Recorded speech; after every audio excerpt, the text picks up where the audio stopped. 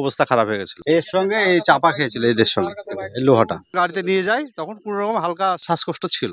আপনারা দেখছেন reporter press. আমরা বর্তমানে অবস্থান করছি মুর্শিদাবাদ হরিয়ারপাড়া থানার অন্তর্গত লোচন মাটিতে, যেখানে সাত সকালে ঘটে গেছে এক ট্রাক্টর অ্যাক্সিডেন্ট। একজন নিহত হয়েছে এবং আমরা সেই স্থানে আছি। আপনারা দেখতে পাচ্ছেন ট্রাক্টর এখনো আছে এবং প্রশাসন এসেছিল। সেই প্রশাসন নিহত ব্যক্তিকে উদ্ধার করে নিয়ে গেছে পোস্টমর্টমের জন্য। প্রশাসন ছিল তো এখানে। হ্যাঁ। কিভাবে ঘটনাটা ঘটলো? ও মাঠ থেকে ট্রাক্টরে চাষ করে আসছিল, যে অন্য ড্রাইভার থাকে, ড্রাইভারকে ছেড়ে দিয়ে বাড়ি যাবে খেতে, যে এখানে ড্রাইভার দাঁড়িয়ে গাড়িটা তুলবে ছাড়বে, ওই রানিং আসতে গিয়ে হয়তো গাড়ির গতি কম ছিল, আবার ব্যাকে গিয়ে পাল্টে খেয়েছে। একদম পাল্টে হ্যাঁ, ও একাই ছিল গাড়িতে, সাথে সাথে নিহত হয়েছে। সাথে ওখানে কোন রকম এখানে যখন গাড়িতে নিয়ে যায়, তখন কোন রকম হালকা শ্বাসকষ্ট ছিল, ওই কুমড়োর দিকে মারা গেছে।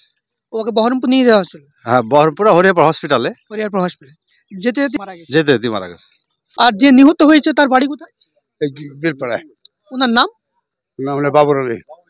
বয়স আনুমানিক 40-47 হবে। অ্যাক্সিডেন্টে যে নিহত হয়েছে তিনি জীবিত ছিল এবং তাকে হাসপাতালে নিয়ে যেতে যেতেই নিহত হয়েছে। প্রশাসন এখানে এসেছিল? হ্যাঁ, এখনো আছে। প্রশাসন আছে।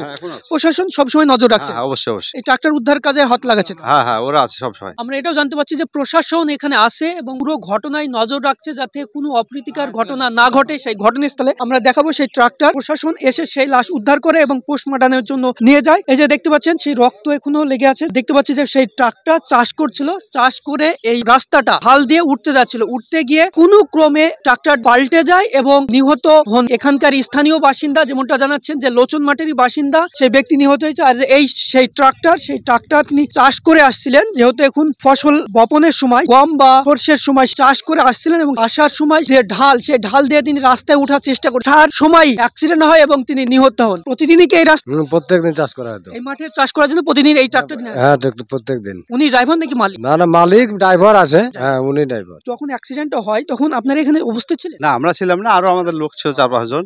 ও আস্তে আরো খুব অবস্থা খারাপ হয়ে গেছিল। এই ট্রাক্টর তো এদিকে পাল্টে গেছিল, পুরো পাল্টে গেছিল। লোক আবার এসে তুললো। এর সঙ্গে এই চাপা খেয়েছিল, এদের সঙ্গে এই লোহাটা, ডান্ঠিটা, ছাতার ডান্ঠিটা এইদিকে পাল্টিটা খেয়েছে। এই যে রক্ত যেটা, এটা পাল্টে গেছে। আমরা জানতে পারছি যে এখানে স্থানীয় বাসিন্দারা জানাচ্ছেন যে পাল্টি খেয়ে যায় এবং পাল্টি খাওয়ার পরেই জখম হয়ে পড়ে। সেই জখম ব্যক্তিকে নিয়ে যাওয়ার সময় তিনি নিহত হন। হরিয়ারপাড়া প্রশাসন খবর পাওয়া মাত্রই ছুটে আসেন এবং সেই উদ্ধার কাজ চালায় এবং হরিয়ারপাড়া প্রশাসন বর্তমানে সেই ঘটনাস্থলে উপস্থিত আছেন। ধন্যবাদ।